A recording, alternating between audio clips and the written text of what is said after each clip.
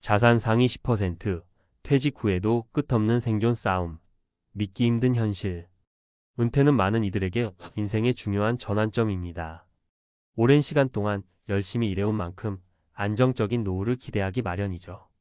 그런데 대한민국의 자산 상위 10%에 속하는 분들조차도 은퇴 후 생계에 대한 걱정을 덜기 어려운 현실이 존재합니다. 왜 그렇게 부유한 사람들이라도 퇴직 후에 생존 싸움을 해야 하는지 그 배경과 사례를 통해 함께 살펴보겠습니다. 은퇴 준비 상위 10%도 놓칠 수 없는 함정. 첫째, 많은 사람들이 은퇴 준비를 단순히 자산의 양으로만 판단하는 오류를 범합니다. 상위 10%에 속한다는 것은 분명 경제적으로 여유가 있다는 의미지만 실제로는 자산의 형태와 관리 방식에 따라 은퇴 후의 삶이 크게 달라질 수 있습니다. 예를 들어 부동산에 많이 투자한 경우 부동산 시장의 변동성에 따라 자산 가치가 크게 변할 수 있으며 유동성이 낮아 긴급 상황에서 자금을 마련하기 어려울 수 있습니다. 사례 1. 김씨의 부동산 함정. 김씨는 평생 부동산에 투자해왔고 그의 자산 중 상당 부분이 부동산에 묶여 있었습니다. 은퇴 후 부동산 시장의 침체로 인해 자산 가치가 하락하면서 예상보다 적은 수익을 올리게 되었습니다. 또한 부동산을 매각하려 했지만 원하는 시기에 팔지 못해 현금 흐름이 부족해졌습니다. 결국 김씨는 은퇴 후 생활비를 충당하기 위해 추가적인 일을 해야 했고 이는 그의 기대와는 다른 현실을 마주하게 했습니다. 재정 관리의 중요성.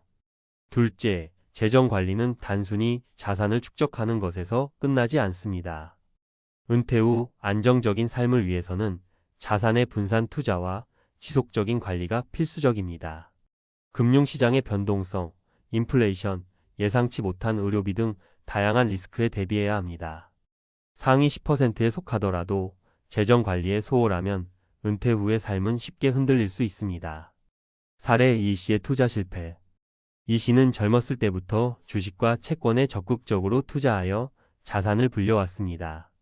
그러나 은퇴 후 그는 더 이상 적극적으로 투자할 여력이 없었고 보수적인 투자로 전환했습니다. 예상보다 낮은 수익률로 인해 자산이 줄어들기 시작했고 이로 인해 생활비를 충당하기 위해 추가적인 소득을 찾지 못해 경제적 어려움을 겪게 되었습니다. 예상치 못한 의료비와 건강 문제. 셋째, 은퇴 후에는 건강 문제가 발생할 가능성이 높아집니다. 의료비는 예측하기 어려운 큰 비용이 될 수 있으며 상위 10%에 속하더라도 충분한 대비가 되어 있지 않다면 경제적 부담이 커질 수 있습니다. 또한 장기 요양이나 장애와 같은 상황이 발생하면 더욱 큰 문제가 될 수 있습니다. 사례 3. 박 씨의 의료비 부담. 박 씨는 은퇴 후 건강이 급격히 악화되었고 장기 요양이 필요하게 되었습니다. 보험으로 일부를 커버할 수 있었지만 예상보다 높은 의료비와 요양비로 인해 은퇴 자산이 빠르게 소진되었습니다. 박 씨는 이에 대비하지 못한 상태였기 때문에 경제적으로 큰 어려움을 겪게 되었습니다. 결론. 철저한 은퇴 준비의 필요성. 이와 같은 사례들을 통해 알 수 있듯이 자산 상위 10%에 속하더라도 은퇴 후의 삶은 철저한 준비와 관리가 필요합니다. 자산의 분산 투자, 재정 관리, 건강 관리 등 다양한 측면에서의 준비가 필요하며 예상치 못한 상황에 대비하는 것이 중요합니다. 성공적인 은퇴를 위해서는 단순히 자산을 축적하는 것뿐만 아니라 이를 어떻게 관리하고 활용할 것인지에 대한 전략이 필요합니다. 상위 10%에 속하는 여러분도 은퇴 후의 삶을 안정적으로 영위하기 위해 지금부터 철저한 준비를 시작하시길 바랍니다. 자산 상위 10%, 퇴직 후에도 끝없는 생존 싸움, 믿기 힘든 현실. 안녕하세요. 재정 전문가 김현우입니다. 오늘은 흔히 부유하다고 생각되는 자산 상위 10%에 속한 분들이 왜 퇴직 후에도 생계 걱정을 해야 하는지에 대해 깊이 있게 이야기해 보려 합니다. 많은 분들이 자산이 많으면 걱정 없이 은퇴할 수 있다고 생각하지만 현실은 그렇지 않습니다. 제가 여러 사례를 통해 그 이유를 설명드리겠습니다. 1. 자산의 유동성 문제. 자산이 많다고 해서 모두 쉽게 현금화할 수 있는 것은 아닙니다. 많은 상위 10% 자산가들은 부동산, 주식, 사업체 등 다양한 형태의 자산을 보유하고 있습니다. 그러나 이들 자산은 유동성이 낮아 급작스러운 현금 필요 시에 문제가 될 수 있습니다. 사례 1. 이영수 씨의 부동산 함정. 이영수 씨는 평생을 부동산 투자에 집중해 왔습니다. 대도시의 고급 아파트와 상가의 다수의 부동산을 소유하고 있었지만 은퇴 후 갑작스러운 시장 침체로 자산 가치가 급락했습니다. 부동산을 매각하려 했지만 시장 상황이 좋지 않아 원활한 매도가 어려웠습니다. 결국 예상했던 수익을 얻지 못했고 생활비를 충당하기 위해 추가적인 소득원을 찾아야 했습니다. 2. 예상치 못한 의료비와 건강 문제. 은퇴 후에는 건강 문제가 발생할 가능성이 높아집니다. 의료비는 예측하기 어려운 큰 비용이 될 수 있으며 보험으로도 모든 비용을 커버하기 어렵습니다. 상위 10%에 속하더라도 이러한 상황에 대비하지 못하면 경제적 부담이 커질 수 있습니다. 사례 2. 박정희 씨의 의료비 부담. 박정희 씨는 은퇴 후 건강이 급격히 악화되어 장기 요양이 필요하게 되었습니다. 보험으로 일부 비용을 커버할 수 있었지만 예상보다 높은 의료비와 요양비로 인해 은퇴 자산이 빠르게 소진되었습니다. 결국 박 씨는 경제적으로 큰 어려움을 겪게 되었고 이는 자산이 많아도 예기치 못한 상황에 취약함을 보여줍니다. 3. 재정 관리의 중요성. 재정 관리는 단순히 자산을 축적하는 것에서 끝나지 않습니다. 은퇴 후 안정적인 삶을 위해서는 자산의 분산 투자와 지속적인 관리가 필수적입니다. 금융시장의 변동성, 인플레이션, 예상치 못한 비용 등 다양한 리스크에 대비해야 합니다. 사례 3. 김미숙 씨의 투자 실패. 김미숙 씨는 젊었을 때부터 주식과 채권에 적극적으로 투자하여 자산을 불려왔습니다. 그러나 은퇴 후 더 이상 적극적으로 투자할 여력이 없었고 보수적인 투자로 전환했습니다. 예상보다 낮은 수익률로 인해 자산이 줄어들기 시작했고 생활비를 충당하기 위해 추가적인 소득을 찾지 못해 경제적 어려움을 겪게 되었습니다. 전문가의 조언, 철저한 은퇴 준비가 필요하다.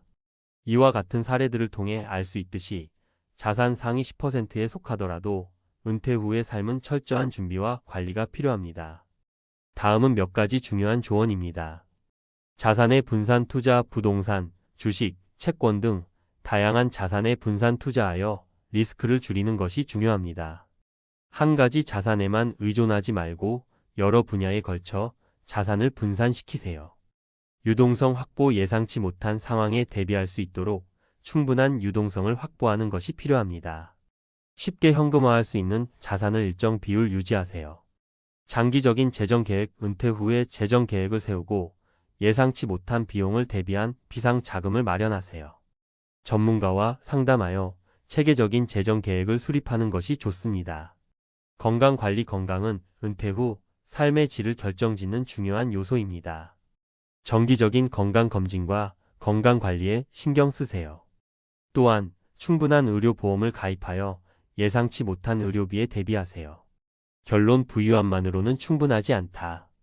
자산 상위 10%에 속하는 것만으로는 은퇴 후의 불확실한 상황을 완전히 대비할 수 없습니다. 철저한 재정 관리와 다각적인 준비가 필요합니다. 자산을 효율적으로 관리하고 다양한 리스크에 대비하는 것이 안정적인 은퇴 생활을 위한 핵심입니다. 여러분도 지금부터 체계적인 은퇴 준비를 시작하여 경제적 불안 없이 안정된 노후를 맞이하시길 바랍니다. 은퇴는 새로운 시작입니다. 준비된 만큼 그 이후의 삶이 달라질 수 있습니다. 여러분의 미래를 위해 오늘부터 실천할 수 있는 작은 변화들을 시작해 보세요. 감사합니다. 야, 너 퇴직하면 뭐 할 거냐? 후배가 던진 농담 섞인 질문이었다. 처음엔 웃어 넘겼다. 그런데 그날 저녁 괜히 가슴이 먹먹했다. 1968년생. 올해로 57세. 퇴직까지 2년 남았다. 회사에선 더 이상 새로운 기회도 없다. 회식 자리에서 내가 무슨 말을 해도 다들 조용히 웃기만 할 뿐 반응도 적다. 나도 안다. 내 시대는 저물고 있다는 걸. 그런데 정작 나는 은퇴 후 삶에 대해 아무런 준비도 없었다. 집은 있는데 대출이 남았고 아이는 아직 대학생이다. 국민연금은 언젠가 나오겠지 하고만 믿고 있었다. 퇴직금으로 뭘 할 건지도 노후에 얼마가 드는지도 계산해 본 적이 없었다. 한 번은 아내가 조심스럽게 물었다. 여보, 퇴직하면 우리 어디 살아야 돼? 그 질문에 난 대답도 못했다. 그저 피하고만 있었다. 본론 퇴직은 끝이 아니라 시작이었다. 1. 은퇴 준비의 진짜 시작은 퇴직 전 5년부터. 많은 사람이 은퇴를 회사를 그만두는 날로 생각합니다.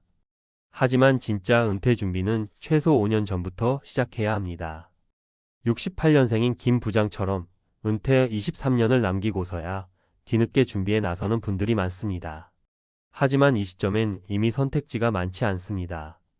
부동산 정리하려 해도 세금이 무겁고, 자영업은 준비시간 부족, 재취업은 경쟁이 치열하고, 연금은 불확실한 계산 속에 턱없이 부족. 늦었다고 생각한 그 순간이 현실과의 싸움이 시작되는 지점입니다. 사례 1도는 있는데 삶이 없었다. 59세 임 전무의 이야기. 임 전무는 퇴직하면서 7억 원의 퇴직금을 받았습니다. 모두가 부러워했죠. 저 정도면 걱정 없겠다는 소리를 들었습니다. 그는 퇴직 직후 부동산 임대업을 시작했습니다. 상가 하나, 오피스텔 하나. 수익도 괜찮았습니다. 문제는 시간이 남아도는 것이었습니다. 처음 1년은 친구들과 골프도 치고 여행도 다녔죠. 그런데 2년 차부터 전화 올 사람도 없고 갈 곳도 없는 나날이 반복됐습니다. 아이들도 바쁘고 아내와는 대화가 끊긴 지 오래. 나는 일을 그만둔 게 아니라 세상에서 퇴출된 기분이었어요. 임 전무는 결국 우울증 치료를 받았습니다. 노후의 삶은 단지 돈이 아니라 역할과 존재감의 문제였던 겁니다. 사례 2 남편이 은퇴하니 우리도 같이 무너졌어요. 55세 박선영 씨의 고백. 박 씨의 남편은 공기업에서 근무하던 1968년생 부장이었습니다. 정년 퇴직까지 3년 남았던 어느 날 자진 퇴직을 선택했죠. 이제 좀 쉬고 싶다며 은퇴를 선언했지만 문제는 집 안 분위기였습니다. 남편은 하루 종일 소파에 앉아 TV만 보고 있었고 박 씨는 하루 세끼 식사 준비에 늘어나는 잔소리에 지쳐가기 시작했습니다. 이럴 줄 알았으면 퇴직 준비라도 좀 해둘 걸. 둘 사이의 대화는 점점 줄어들었고 이혼이라는 단어까지 오갔습니다. 퇴직은 개인의 변화가 아니라 가족 전체의 리듬을 바꾸는 일입니다. 같이 준비하지 않으면 같이 무너질 수 있습니다. 사례 3 퇴직 후 첫 달부터 적자였어요. 56세 정 과장의 현실. 정 과장은 퇴직하면서 계산기를 두드려 봤습니다. 매달 200만 원만 써도 충분하겠지 하고요. 하지만 현실은 달랐습니다. 아들 등록금 600만 원, 장모님 병원비 150만 원, 자동차 보험 갱신 90만 원, 명절 비용 120만 원, 난방비 폭탄. 결국 첫 달에만 적자가 300만 원이 났습니다. 예상했던 생활비는 말 그대로 희망사항에 불과했습니다. 정 과장은 퇴직금 중 일부를 급히 깨서 충당했지만 이러다 몇 년 못 버티겠구나 싶었다고 말합니다. 정확한 은퇴 설계를 하지 않으면 1년이 아니라 한 달도 버티기 어렵다는 것을 절실히 느꼈다고 합니다. 은퇴 2년 전 반드시 확인해야 할 5가지. 내가 쓰는 월 생활비 정확히 파악하기. 카드 내역, 계좌 이체 내역으로 실사용액 정리. 퇴직금연금 외에 수입원이 있는가? 임대소득, 이자소득, 부업 가능성 체크. 배우자와의 대화 시작하기. 같이 준비하지 않으면 나중에 갈등이 시작됩니다. 주거 형태 결정하기. 자가냐, 전세냐, 시골로 갈 거냐? 이건 빨리 결정할수록 유리합니다. 건강보험세금 시뮬레이션 돌려보기. 은퇴 후 보험료는 월 15만 40만 원까지 급증할 수 있음. 결론 지금이 마지막 기회일 수 있습니다. 그때 이 영상만 봤어도. 이 말은 단순한 후회가 아니라 놓쳐버린 기회에 대한 절규입니다. 퇴직은 멀리 있는 미래가 아닙니다. 단 2년, 아니 지금 이 순간부터 준비하지 않으면 퇴직 후의 삶은 휴식이 아니라 생존이 될 수도 있습니다. 오늘 이 글을 읽고 있는 당신, 지금부터라도 계산기 하나 꺼내보세요. 그리고 배우자와 마주 앉아 이야기해 보세요. 당신의 퇴직 후 삶은 준비한 만큼 달라질 수 있습니다. 퇴직 2년 전 반드시 알아야 할 은퇴 준비 체크리스트. 68년생 부장의 후회를 통해 본 은퇴 설계의 현실. 은퇴가 다가오는데 왜 준비는 부족한가? 대한민국에서 평균 퇴직 연령은 53.2세 2023년 기준입니다. 하지만 실제 정년은 60세이며 이후에도 소득 활동을 지속하는 경우가 많습니다. 그럼에도 불구하고 다수의 직장인들은 퇴직 12년 전이 되어서야 은퇴 설계를 진지하게 고민하기 시작합니다. 이 시점에서 나타나는 공통적인 문제는 다음과 같습니다. 수입원의 단절을 간과, 생활비의 착오 계산, 퇴직금 과시 및 투자 실패, 연금 과대 기대, 배우자 및 가족과의 계획 부재. 이는 단순한 후회로 끝나지 않고 은퇴 이후 삶의 질 저하로 직결됩니다. 전문가가 제안하는 퇴직 2년 전 점검표. 퇴직 2년 전은 단순한 준비가 아니라 의사결정의 골든타임입니다.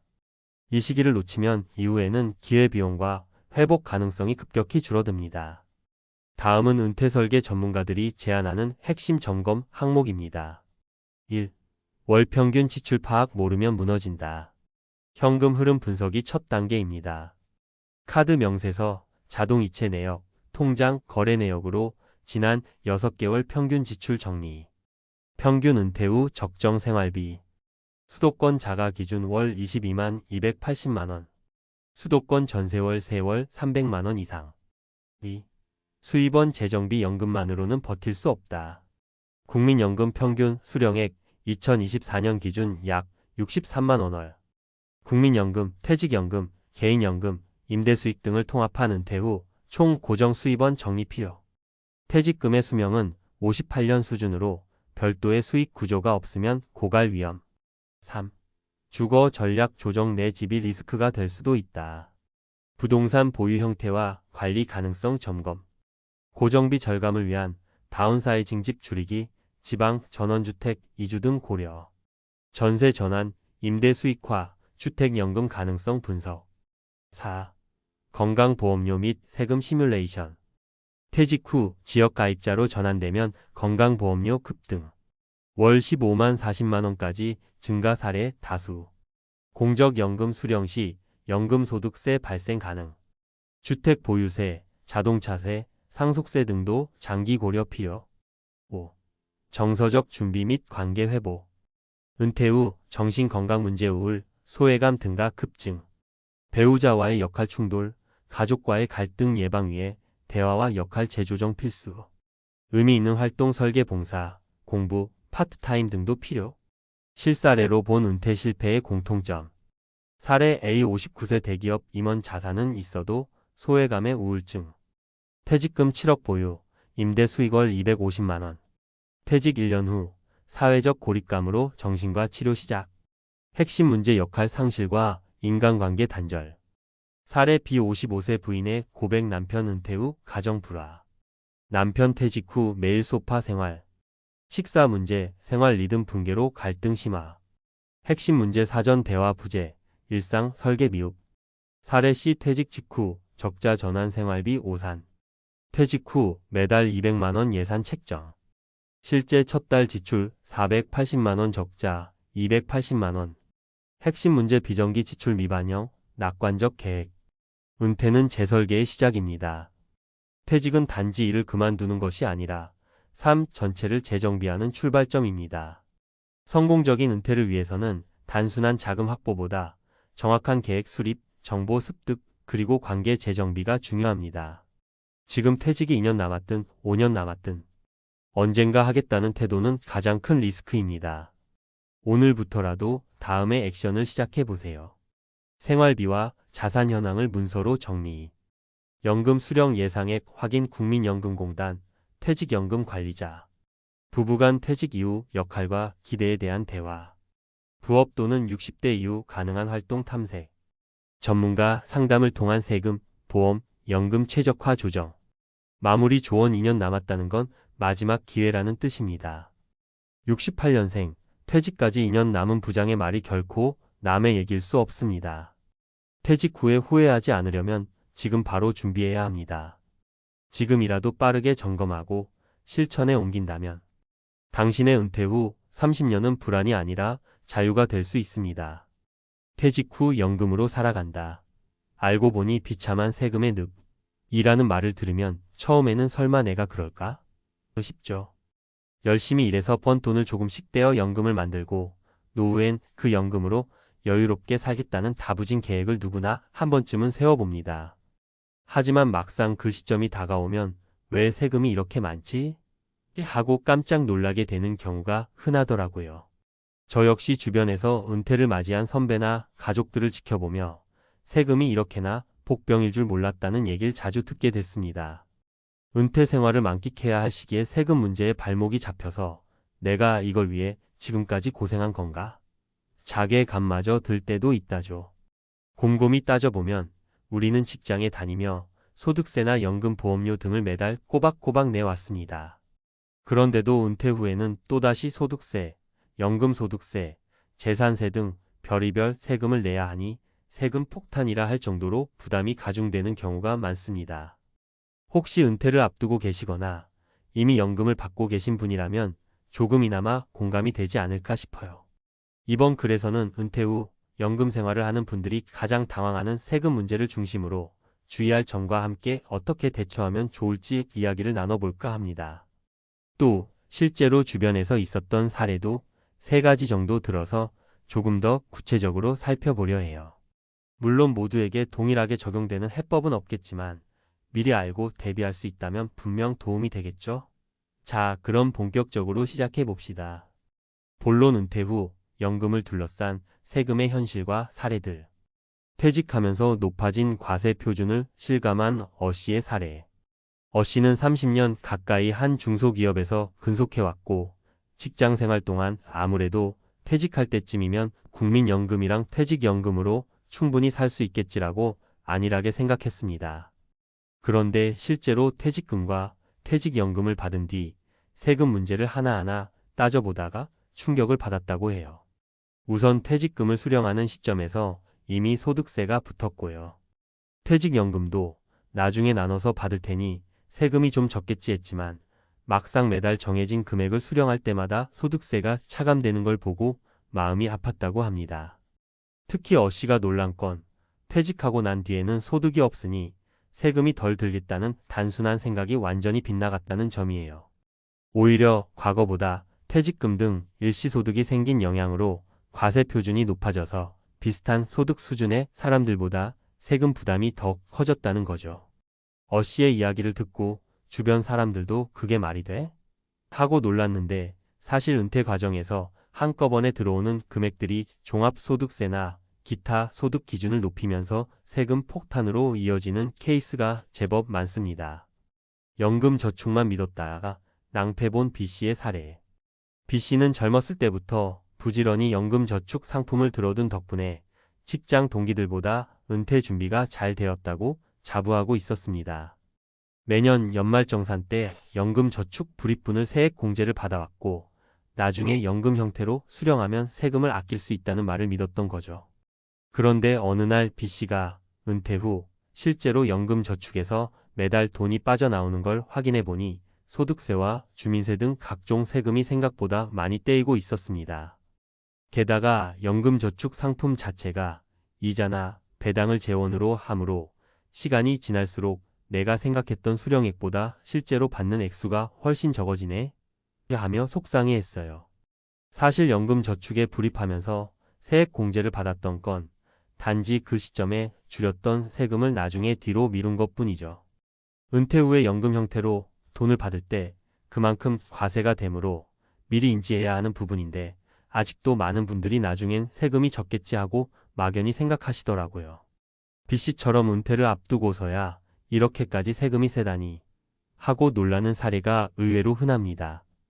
부동산 보유로 인한 예기치 못한 세금 증가를 겪은 C씨의 사례. C씨는 서울 변두리에 오래된 작은 아파트를 한 채 갖고 있었고 수도권 외곽에 부모님이 물려주신 시골집을 부모님 돌아가시면 팔든지 해야지 하는 마음으로 쭉 방치해 두었습니다. 그리고 그동안 직장 생활로 꾸준히 번 돈을 모아 일부는 주식과 채권에도 투자해 놓은 상황이었죠. 문제는 C씨가 퇴직 후에 연금만으로 간신히 생활하려고 마음먹었을 때 찾아왔습니다. 집 2채가 있는 상태에서 종합부동산세가 갑작스럽게 확 뛴 거예요.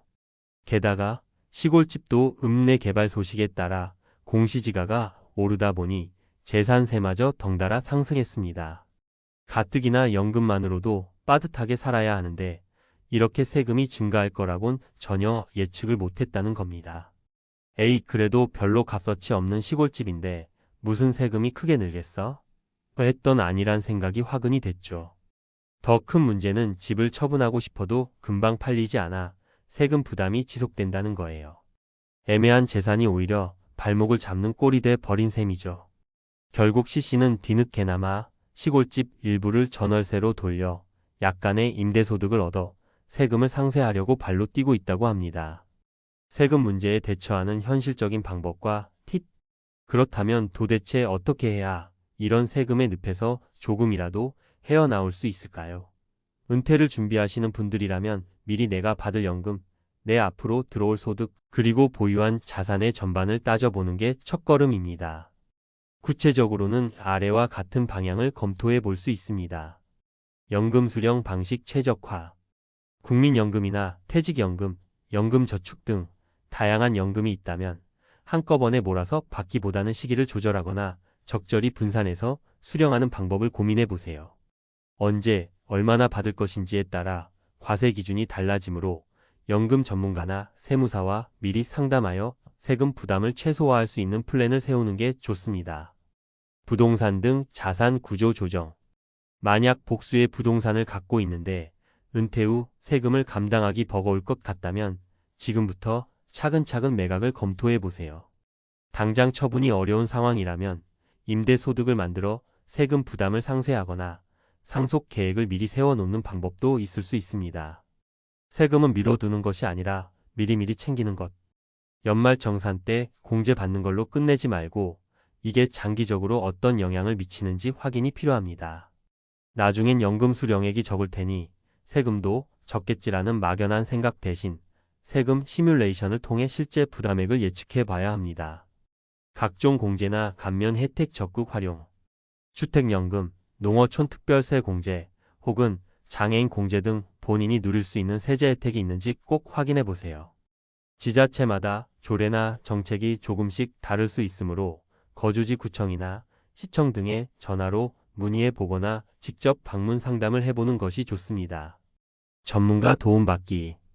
은퇴 준비가 어느 정도 가시권에 들어왔다면 한 번은 세무 상담을 받아보시는 걸 추천드립니다. 세금 문제는 워낙 복잡하니까 전문가 조언 한 번으로도 장기적인 부담을 크게 줄일 수 있는 길이 열리곤 하거든요. 맺은 말. 우리가 기대하던 연금으로 사는 낙원 같은 은퇴 생활이 현실에서는 세금이라는 큰 벽을 마주하면서 예상보다 팍팍해지는 경우가 많습니다. 어씨 B씨 C씨의 사례를 보면 알 수 있듯 막상 뚜껑을 열고 보니 생각보다 세금 부담이 커서 충격을 받기도 하고 준비가 미흡했다는 자책감에 우울해지기도 하죠. 하지만 뒤늦게라도 문제를 인지하고 나면 그때부터는 방법을 찾아볼 수 있다는 게 중요한 포인트입니다. 이미 세금을 한꺼번에 많이 내야 하는 상황이라면 전문가와 상의하여 최대한 혜택을 받을 수 있는 제도나 절세 방법을 찾아보셔야 합니다. 아직 은퇴가 남은 분들이라면 어떻게 하면 세금을 미리 예측하고 대비할 수 있을까를 고민해 보시는 게 좋겠지요. 이 글을 읽으신 분들이라면 은퇴 후에는 생각지도 못한 다양한 세금 문제가 생길 수 있구나. 그냥 저절로 사라지는 게 아니라 미리 시뮬레이션하고 대비해야 하는구나 하고 조금이나마 인식이 생기셨으면 좋겠습니다. 실제로 주변에서 보면 조금만 일찍 준비한 사람들은 은퇴 후 큰 충격 없이 여유를 즐기는 반면 그렇지 못한 사람들은 후회와 한숨 속에 세금 고지서를 만지작거리곤 하더라고요. 우리 모두 뒤늦게 어쩌면 좋지? 하며 머리를 싸매기보다는 지금부터라도 꼼꼼히 준비하고 대비해서 행복한 노후를 누릴 수 있길 바라봅니다. 부디 오늘 이야기가 여러분의 은퇴 준비에 작은 실마리라도 되어드리길 바랍니다. 세금 부담은 결코 가벼운 문제가 아니지만 미리 공부하고 알아두면 그만큼 피해를 줄이거나 효율적으로 관리할 수 있다는 점 꼭 기억하시면 좋겠습니다. 그러니 지금이라도 종잣돈 운용 계획을 다시 한번 점검하고 연금 수령 방식, 부동산 보유 현황, 그리고 세제 혜택 여부 등 여러 요소를 종합적으로 고려해 보세요. 그래야 비로소 세금의 늪에서 벗어나 궁극적인 목표인 편안한 은퇴 생활에 한 발짝 가까워질 수 있지 않을까요? 오늘도 우리 모두 멀게만 느껴지는 것 같은 은퇴 삶을 조금 더 현실적으로 준비하며 매 순간 내 주변 상황을 꼼꼼히 살피는 자세를 가져보았으면 좋겠습니다. 퇴직 후 연금으로 사니까 삶이 이렇다. 라는 탄식 대신 내가 예상한 대로 혹은 그 이상으로 비교적 안정적인 노후를 보내고 있다라는 말이 나올 수 있도록 말이죠. 다들 힘내서 행복한 은퇴 생활을 향해 함께 나아가 봅시다. 퇴직하면 골프나 치면서 느긋하게 살아야지. 많은 사람들이 그렇게 꿈꾸며 일생을 달려왔습니다. 아침부터 저녁까지 일에 치이던 시간들, 주말에도 회사 걱정을 놓지 못하던 지난 날들을 보상받기라도 하듯 누군가는 은퇴 후에 골프를 자유의 상징처럼 여깁니다. 마치 푸른 잔디 위에서 스윙 한번 하면 지난 수십 년의 스트레스가 날아갈 것처럼 말이죠. 하지만 놀랍게도 실제로는 골프만 치며 보내는 은퇴 생활이 오히려 외로움을 가중시키고 삶의 활력을 떨어뜨리는 주요 원인이 되는 경우가 많습니다. 겉으로는 멀쩡해 보이지만 속은 텅 비어있는 은퇴자들, 골프장에서는 웃고 있지만 집에 오면 깊은 허무감에 빠지는 사람들이 의외로 많다는 사실 알고 계셨나요? 실제로 은퇴 후 우울증을 호소하는 이들의 주요 공통점 중 하나는 시간을 때우기 위한 활동만 하고 있다는 점입니다. 골프도 여행도 심지어 낚시도 결국 소비형 여가일 뿐 삶의 중심이 되어주지 못합니다. 오늘 이야기의 핵심은 이것입니다. 은퇴 후 외로운 노후를 피하고 싶다면 골프 대신 반드시 시작해야 할 단 하나, 바로 배움과 나눔이 있는 공동체 활동입니다. 첫 번째 사례는 62세에 퇴직한 박현수 씨 이야기입니다. 퇴직하자마자 오랜 꿈이던 골프에 몰두했습니다. 주 3회 이상 필드에 나갔고 동호회도 들어갔습니다. 처음 몇 달은 좋았습니다.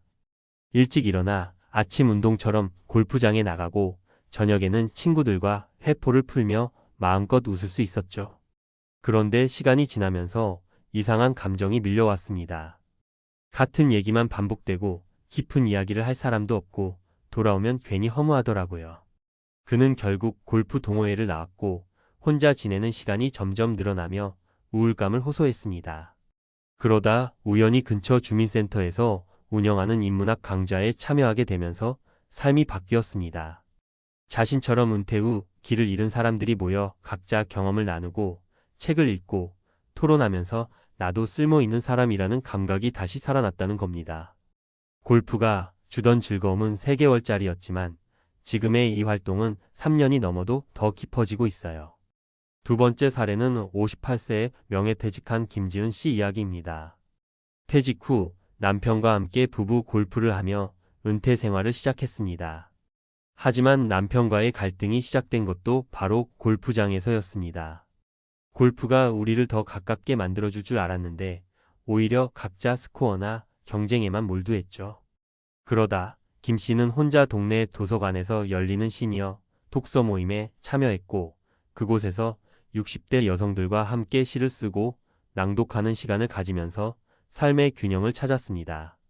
골프장에서 느끼던 경쟁심 대신 서로의 인생을 들어주는 따뜻함이 더 좋았다고 말합니다. 세 번째 사례는 서울의 한 아파트 경비로 일하는 70세 이상철 씨입니다. 그는 특별히 취미도 없고 골프도 칠 줄 모르지만 평소 쉬는 날이면 지역 교회에서 열리는 무료 배식 봉사에 꼭 참여합니다. 남들 보면 나도 골프 한번 해보고 싶긴 해요. 근데 나는 이게 더 좋아요. 밥 해주고 말 걸어주고 누구한테라도 필요한 존재라는 게 기쁘거든요. 이처럼 그는 골프 없이도 활력 넘치는 노후를 보내고 있었습니다. 중요한 건 내가 중심이 되는 역할이 있다는 점입니다. 결국 우리가 피하고 싶은 외로운 노후란 단순히 사람만 없어서 생기는 게 아닙니다. 나라는 존재가 누군가에게 의미 없다고 느껴지는 순간 그 고립감이 외로움으로 다가오는 것이죠. 골프는 재밌지만 나를 필요한 존재로 만들어주지는 않습니다. 돈을 쓰는 일은 많아도 마음이 채워지는 일은 골프장이 아닌 공동체 안에서 생깁니다. 은퇴 후 삶에서 진짜 중요한 건 내가 어디에 소속돼 있고 어떤 역할을 하고 있는가입니다. 그래서 지금 꼭 시작해야 할 것은 골프가 아니라 나를 살아있게 만들어줄 사람들과의 연결입니다. 그게 독서 모임이든 지역 봉사활동이든 작은 동네 강자든 상관없습니다. 반복되지 않는 이야기, 경쟁하지 않는 관계, 그리고 내가 빛날 수 있는 작은 무대를 하나씩 만들어 가세요. 혹시 지금 당신도 골프를 통해 은퇴 후 삶의 허전함을 채워보려는 생각을 하고 있다면 한 번쯤 이 질문을 던져보세요. 이 활동은 나를 쓸모있게 만드는가? 아니면 그냥 시간만 때우는가? 그 해답 속에 당신의 노후가 외로운지 활기찬지 결정됩니다.